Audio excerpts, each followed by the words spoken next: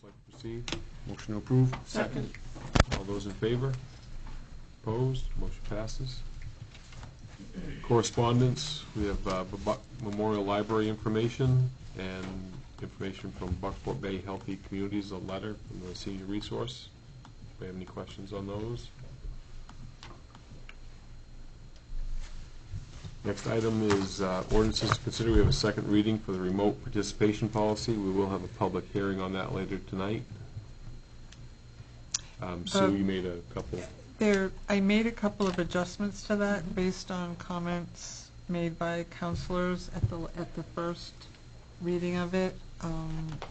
There was a request to tighten up the reasons for people to be using remote, and that is what I attempted to do with the additions. I don't know if that was Councilor Ormsby who had made the original suggestion, said that they looked okay to him, but I didn't have any other feedback to know if there were any other changes that anybody wanted. Good to know. All right, like I said, there is a public hearing on that for passage tonight. Discussion items, regulatory review committee update. Yep, Mark? we did meet this earlier and just trying to define the parameters for an application, and Sue's going to work on a survey to get to us, and we're going to be looking for counselor input to put on that survey to get out to people and get some community input as well. That was on for the opera funds? Correct. Yep. And Rich did bring up, that the marina was an entity in need to replace the docks, and that's about it. Anything to come before the council, or just? Nothing today. Okay. We're going to meet again next month, or next meeting. Okay. Next, we have agenda items. First is resolve 2021-15 to approve the chassis pump replacement for Tanker 2. How would the council like to proceed? Motion to approve. Second. I have a motion and a second. Chief Denning? Chief? Director Gagan? I'll introduce it to you. He did all the work. Well, that's why I asked him to come up instead of you. Okay, well, let me give you the introduction real quick. The tanker we have right now is a 1988 chassis. It's 33 years old. The tank we bought in 1997 to put on this older chassis, so the tank is new in 1997. The plan is, and DC Denning will explain, is to keep that tank. The pump itself on this is an Irving oil pump. It was a pump that they supposedly got way back when. They took it, they put it on the truck. This is really an oil pump, and it pumps 50 gallons per minute. A tanker like that should pump it at between 250 and 2,500 gallons a minute, and we're at 50. The new pump that will go on to this chassis with the tank will be a 1,000 gallon per minute pump. The history of this truck is the original plan was to replace it in 20 years. That was in 2008. That went by. 25 years come up in 2013. That went by. Then they went to 30 years, which would have been 2018, and we bypassed it at that point, and now it's being brought up as a 33-year-old truck with lap belts in it and not the proper safety equipment for that truck. So as far as the truck itself and the bids and everything that are proposed, I'll let DC Denning explain that to you.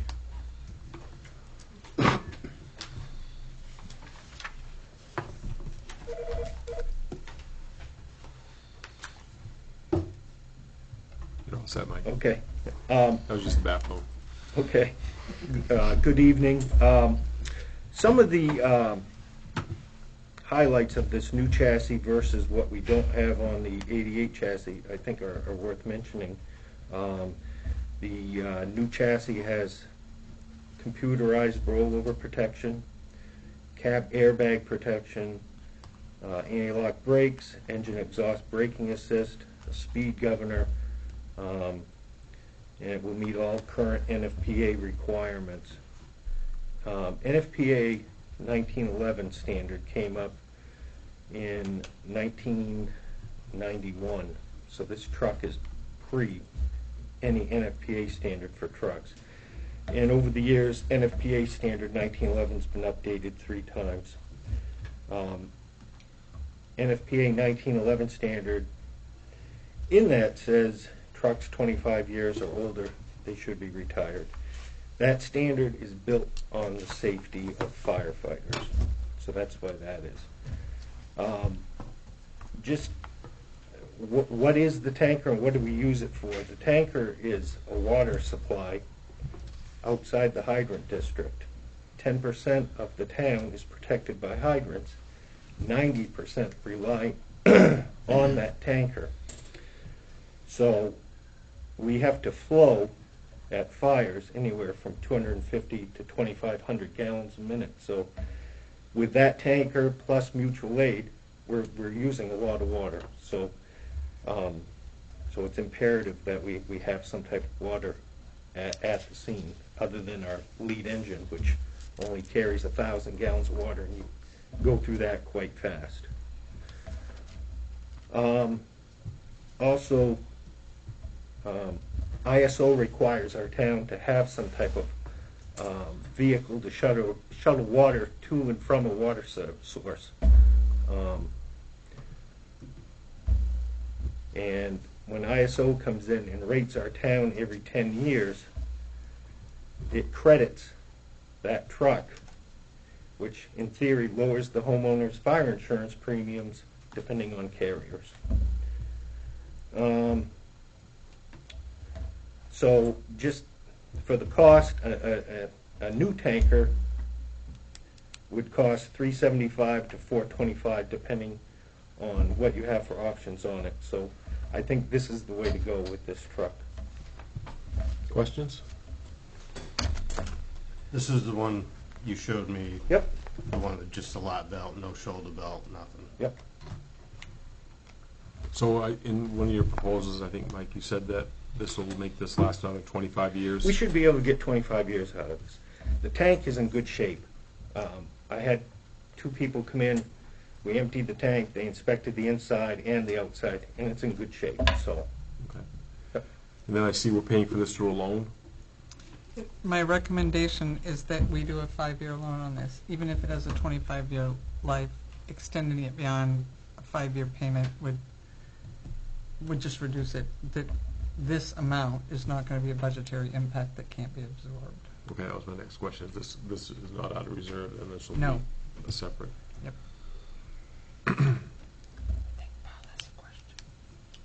Oh, Can I speak a little bit? certainly. First off, good evening. It's good to see all of you, to start with. Paul Rebs, Bucks Mills Road. I wanted to come in tonight and, as a user of the equipment, talk a little bit about the upfit of this tanker. First off, I read earlier in the week the packet that you put out and so forth, and went through it. And any of you that have worked with me in the past know that I like to peel the onion back and look around a bit, but don't worry, I haven't typed up anything for you to read tonight, so that's the good news of this. But I did make some phone calls to friends out of state, and regarding the chief's remarks about the cost of a new piece of apparatus, that I chatted with one fellow, and year on year, price of fire apparatus has gone up 35% more than the cost of cars. So the number that you see in front of you may be just a tad on the low end in regard to the money coming out. I know. Anyway, we'll leave that there. Then, in regard to the new pump and 1,000 gallons per minute, let me try and explain to you. When you get out at a fire scene, the first engine up on scene usually carries about 1,000 to 1,200 gallons of water. The crew, for a pretty good fire, there's an old adage, big fire, big water.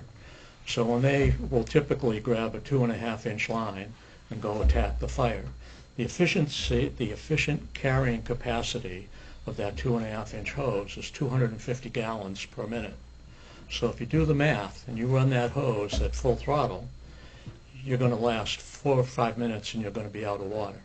Now if you move down to a smaller line, 1 3/4, then the efficiency of that hose is about 150 gallons per minute, and you may get up to 8 minutes of water, okay? And that's it. So the importance of having a tanker out there is really critical. Further, on other operations we have, we put down what we call a porta pool or a dump tank. That tank can handle 2,200 gallons of water. That's the equivalent of 2 more fire trucks being on scene. The way you put water into that is the tankers that show up, you can either have a chute that you open off the back and the water flows out directly into the tank, or the other thing that a lot of departments now do is they pump right off their truck into that. So the advantage of having this new 1,000-gallon pump over if the 50-gallon pump on a 2,200-gallon tanker that we have right now will take you 44 minutes to empty that tank into the porta pool. That's an unacceptable number. And just to give you an example of calls over the last year that we were on, we went out to Orland on a brush fire that was, they put their truck way up in the woods, deployed their hoses, ran a 2.5-inch down. The only way you can get water up to that truck is to pump. We had 2,200 gallons, but you can't pump. We were called over to Orrington on a mutual aid. Their request was to hook up a 4-inch and pump into the Brewer ladder truck. Okay, we bought another piece of apparatus. We were able to solve that problem. But again, if we had this tanker with the pump, we could have done that. Millvale, we had a fire out on Millvale Road. We had a driveway issue because of the angle of the driveway and the truck. We couldn't get the tanker in, do the chute. And then finally we had a big fire up off of a Silver Lake road that ran off of Silver Lake. Up there it was a 1/4 mile up a steep driveway, one way in, big fire, 2 engines up on scene, and we eventually had the dump tank set up and we were able to dump out the back of a chute and at the same time bring another tanker up, park it right beside it as close as we could, and pump into the tank. On that particular fire, a little over 4 hours to put it out, 40,000 gallons of water were used. That's a lot of tanker shuttle that was going on. So that's kind of from what we've done in the past, an operator's point of view. And to back up what Chief Denning was saying here about the ISO and the town insurance, when it comes to that, once the new tanker would be here and in place and have the higher flow rate, you can then collaborate with the mutual aid towns and do a flow test. And the flow test is that you run 750 gallons per minute for a 2-hour time period with our equipment, the mutual aid equipment. And what happens is you then reduce your insurance, and that eventually trickles down to the homeowners in town. So again, I started out by saying I'm really in favor of this tanker upgrade. It's a very economical way to go with the funding and the way we're going to pay it off and so forth. So anyway, thank you for listening. Thanks, Paul. Mike, just real quick, what's the time frame and how long are you going to be without a tanker? They're looking at, after we receive the chassis, it's going to go down to Vassalboro. They're going to take our tanker down, remove the tank, and start. They're looking at 4 to 8 weeks. So. And what do we do? Mutual aid or something in between that? Yep. We'll let them know. We'll probably scale back on sending our out-of-town engine for mutual aid. Hold that back, and they can accommodate a little bit on that, especially Orrington. They have a more diverse departments. If it's this way with Orland. So what is the, so this gets approved, what is the time frame though? I mean, I know 4 to 8 weeks, but are we starting tomorrow or? If this is approved tonight, I'll have them order the chassis, and So it's something that they can get fairly quick then, or they have? the chassis, I believe, was 4 to 6 months to get the chassis with going with International. Yeah. Freightliner was at least a year. Yeah. So. Okay. Any other questions? Anything else? All those in favor? Opposed? Motion passes. Thank you. Thanks, Paul. Thank you. Next is Resolve 2021-16 to approve the sale of Buckstown Heritage Park Phase 2, Lots 2 and 3 to Blue Partners. How would the council like to proceed? Motion approved. Second. Have a motion, a second. Rich, I saw you stand up. Can you comment? Yeah, that's Blue Partners LLC. Lots 2 and 3 are the second and third lot on the left-hand side. They number 1 to 4, and then they come back down 5 to 8. Green Head Lobster is in number 4, and Maine Marine LLC, which the council approved earlier this year, back in March, is in lot number 1. That would take care of the left side. Lot number 2, for your information, I was dealing with another person prior to, and they backed out because about half of that lot is wetlands. So if you remember when the solar panel folks were here and they were discussing how much would DEP would cost to do that, for them the cost, even though the land was free, the cost of mitigating those wetlands was not valuable. The developer for Blue Partners LLC is in attendance if you have any questions for them, but you should have the project summary, and it spells out everything that they're looking to do. This seems to be a pretty quick project. The cost is a little less than some of the projects you look at. That's because this is what they do. So if you put in aggregate from getting it from somewhere else and then labor and all that stuff, that cost would be considerably higher than a lot of the other projects we've gone through. Questions? All set? All those in favor? Opposed? Motion passes. Thank you. Next item is resignations, appointments, assignments, and elections. We have none. Approval of quit claims, discharges, and deeds. We have none. Department head reports. I just want to say, Caitlin's a breath of fresh air when I read her report. She always starts them off with, I expect to see those from the rest of you folks out there writing those things to have a nice little anecdote at the beginning of them, please. So. You pay attention next time. I'm going to. See, I do pay attention, so I want to see that.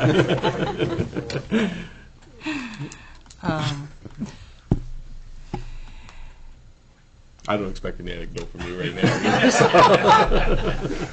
I'm fresh out of jokes today, folks. So Gardner Concrete is making progress on the replacement of the downtown retaining walls. I want to thank everyone for their patience while this project is underway. We had a hiccup today with some discovered oil-soaked dirt on part of the excavation that is being handled. Was reported to DEP. Rich was right on top of it, and it's being taken care of, and the project is moving forward. I attended the Hancock County Commissioners meeting yesterday to express concern over their proposal to award $5,000 to full-time correction and law enforcement personnel and $2,500 to other non-first responders who work for the county from their ARPA funds. The county is receiving $10.2 million, which is significantly more than any town in the county. The degree to which they have chosen to provide hazard pay not only for first responders and corrections, but also to non-first responders, is above the ability for any individual community to provide for first responders. Regardless of whether they collect a paycheck from the county, police officers, firefighter, EMS, and dispatch personnel who work for individual towns in the county provide services for the health and safety of county residents. I requested that they either drop the amount that they were considering awarding to first responders and corrections or provide the same hazard pay to all first responders in the county, and that they not use ARPA funds for non-first responders, which they indicated was being done to address wage inequities between some union and non-union personnel. At the end of what was, at times, a somewhat tense meeting, they voted 2-1 with Commissioner Parody in opposition to move forward with their hazard pay program at 75% of the original amount, or $3,750 for law enforcement corrections and $1,875 for non-first responders. They also said that they would be sending out a survey to towns in the county asking how many first responders in the police, fire, EMS, and dispatch categories, and what amount, if any, a community was considering as hazard pay for those employees from our own ARPA funds. The commissioners discussed the possibility of matching what a community for hazard pay at a 2-to-1 match. However, they did not vote to do this, just to collect information at this point. With the council's permission, I would like to continue to follow this matter to advocate for equal treatment for all first responders in the county. Any objections? When you say non-first responders, you're talking like clerks and stuff like that they want to pay everybody in the county? Full-timers. Yeah, okay, thanks. Any questions with Sue continuing that? As long as you're here, it's a good job. Advocating. The second half was more interesting than the first. Oh, The post-executive session was more interesting than the first. I didn't get arrested. We're good. I was nice. I would like the council to consider working on a social media policy that would govern the use of our Facebook page, Instagram, etc. I have some sample policies from other communities that we can use as a base, and it's less about what's put on than what we allow to be posted on it. It's becoming... I don't wish to host a site for Facebook wars, so I'd like to have us look at what other communities are doing to avoid that. In response to Councillor Morrison's comments at the last meeting, I have attached a breakdown of the use of before 8 and after 4:30 hours that we've been tracking since the office hours were changed in November of 2019. The only dip in numbers occurred during the November 2020 to February 2021, when masking was required for COVID in all public locations and there was no vaccine. However, the before 8 and after hours are not the only numbers that took a dip at that time. So did in-person transactions, with more being done over the phone and by mail. We switched to afford working people a better opportunity to get to the office when it was open, and while I am sure it has not worked for everyone, it has for many. Orland, Winterport, and Belfast have also transitioned to Monday to Thursday schedules since Bucksport made the change, and for the same reasons. And I attached a breakdown of the, by month, how many people use our services before 8 and after 4:30 for your consideration. And that's information, you can do whatever, but I wanted to just update you on where we were with numbers because we continue to track it. We have 6 candidates for town council for the November election: Bruce Ashmore, Paul Bissonnette, Joe Davanzo, Tracy Hare, Jim Morrison, and Dan Ormsby. It is my understanding that there will be a candidates' night this fall at Brown Hall, adjacent to the Congregational Church, with Reverend Stephen York serving as the moderator, and it is being sponsored by the Bucksport Enterprise. I do not have a date for it yet, but will post it when I do. The event will be live streamed from Brown Hall so that others can watch who do not attend in person, and I encourage everyone to make the effort to get to know the candidates and their views on Bucksport and its future before Election Day. And finally, on Saturday, September 11th, from 1 to 4 p.m., the Bucksport Historical Society is hosting a historic house tour. There are 4 homes to tour, as well as Wilson Hall, which was the private high school building of the Eastern Maine Conference Seminary in 1851. Wilson Hall is undergoing restoration, and the tour will include 3 levels of the progress thus far. Tickets are $25 and are available at Bookstacks. And for this tour, masks are necessary. Thank you.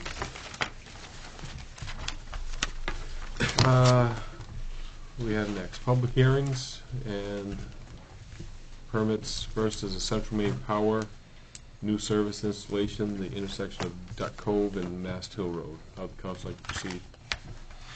Motion to approve. Second. A motion and a second. All those in favor? Opposed? Motion passes. Next, we've got 2 public hearings.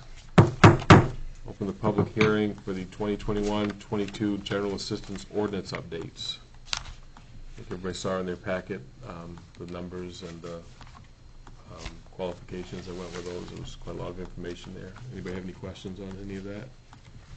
Anybody in the audience have any questions on that? If not, I'll close that public hearing. How would the council like to proceed on that? Motion approved. Second. All those in favor? Opposed? I'll now open up the public hearing on the remote participation policy. Final reading for the ordinance. Again, as you saw, we made a couple adjustments to what had been asked for. Any questions or comments on that? Everybody okay with that? Yep. Anything from the audience?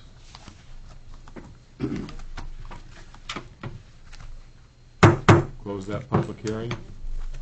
All those in favor? Opposed? Adopt that policy. Next is discussion items not on the agenda for the council of the public. I'll open up to the public. Anybody from the public have anything? Come right up. Hello. First, I just wanted to let everybody know that, State your name. Terry Doty, Thank you. that we had the Black Dress event last Thursday, and we had a silent auction and for the Bucksport Animal Shelter, and it brought in $1,000. So I presented that to ACO Moore today, and plan on doing one next year. So if anybody's interested in going. And my second one is, y'all know I'm doing Gouldsport, and I've been looking to businesses to donate various, items and so forth, monetary wise and so forth. I was wondering if the town would be interested in contributing something so we can get some new decorations. And it could be any amount. I would suggest that we put that on our next council agenda meeting.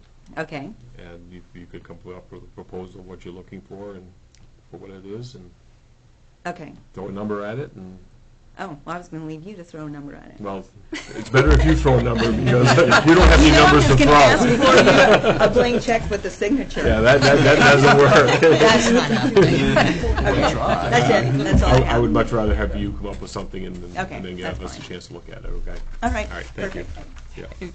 Yeah. This came in after our agenda was already done, which is why it wasn't agended as an item. Okay. Director. Just to follow up from the last meeting, Mayor Stewart had asked me to look into the intersection of Duck Cove Road and Route 46. I'm still looking at that. I will be proposing a change at some point, but I want to talk with the state first to see if there are any laws or regulations if we were to cut that road off from the main route. I don't believe there is, but I will give you a report on that in the coming months. Thanks. Anybody from the council have anything? Just something really quickly to follow up on what Sue mentioned earlier. If you may remember or may not, but I'm on the Hancock County Budget Committee, and if the issue that Sue mentioned continues to be an issue in October, I may come back to the council for guidance on how much the council would be interested in me pushing on that issue. I'm a little bit familiar with some of the conversation, and I'm going to be brushing up on it from the past 2 years around some of the wage issues that they cited, but I just wanted to say that now rather than drop it on the council, that if that is something that the council does want pushed on, I am happy to do so. But I also would not do that without saying something to the council first. Anybody else? Oh, you got it. I just wanted to bring up real quick that last week a kid got hit by a mirror from a vehicle, took him right in the face, on the school zone up by Miles Lane. I know they've been in touch with public safety, and I spoke with the parents, and I think they want to turn this more into a positive, to make something become of this. Because I know I'm not the only one. I think a lot of us have thought for years, boy, something bad's going to happen here someday with so much traffic, so many kids, and just chaos. So I'd like to see the council work hand in hand with public safety and RSU and anything they need that we can make that safer and better and get people to pay attention. Okay. I went to the Historical Society after we had that last meeting to look in at the historical artifacts that we have there, and I talked with Val Schaffner and Ed Buck, and we had an hour-long conversation about basically the deterioration of the stuff that we have in there. And I received the report they did back in 2016. I forget the guy's name, I have it on my computer, but who did the report. He's an expert in museum artifacts and museum setups. And it did talk about that vapor guard, and the other conversation came up is this the best place for the Historical Society? And I just wanted to open up that conversation again at some point, and so that we can look at it as a council and figure out that's our history. We have a lot of stuff in there. We have a lot of Bucksport history in there, and I think we need to figure something out and work with them to figure out what's going to be the best route for it. So.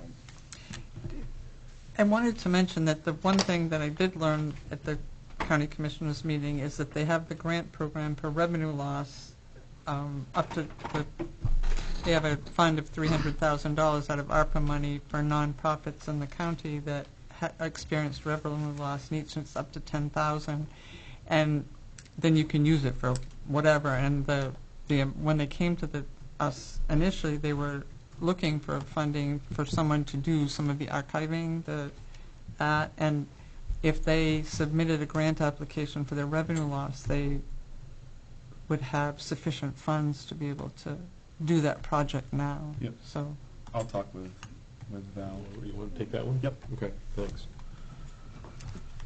All right.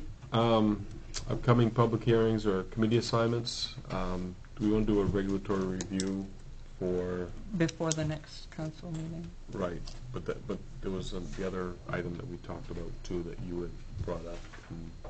Oh, the social media Yes, policy. yeah, Yep, both Yeah. of those would be under yeah. 6 o'clock, and I'll even put it at the right time on the agenda next time. How's that? Well, that would help. Yeah, I'm sure. Next meeting, the 23rd. 6 p.m. Yep. Will you give us some of those examples from the other towns? Yes, I will. Any other committees get to meet? Mr. Mayor, the Community and Economic Development Committee meeting is Monday at 6 o'clock. Down 6? there. Yes, sir.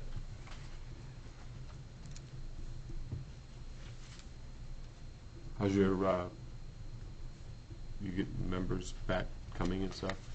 You know, you've had to cancel the last couple, haven't you, already? We were able to hold the last one. I worked on an update to our ordinance for that committee because it has 10, and in order to have a quorum, you need to have 6. So the committee approved going to 11. You'll still need 6, but that gives you that one extra person who will put you over the end, plus an odd number to split a tie and a vote. Okay. I've given it to Luke, and we should be ready for the next council meeting for you to approve. And while you're standing right there, I don't think Luke is here. Has he got any updates or anything on the waterfront that we've heard, or can that be discussed Monday night, do you think? Or That can be discussed Monday night, yes. We met with GEI, Dan Bannon. Okay. He gave me what they did for another community. He asked if we would like something similar to that.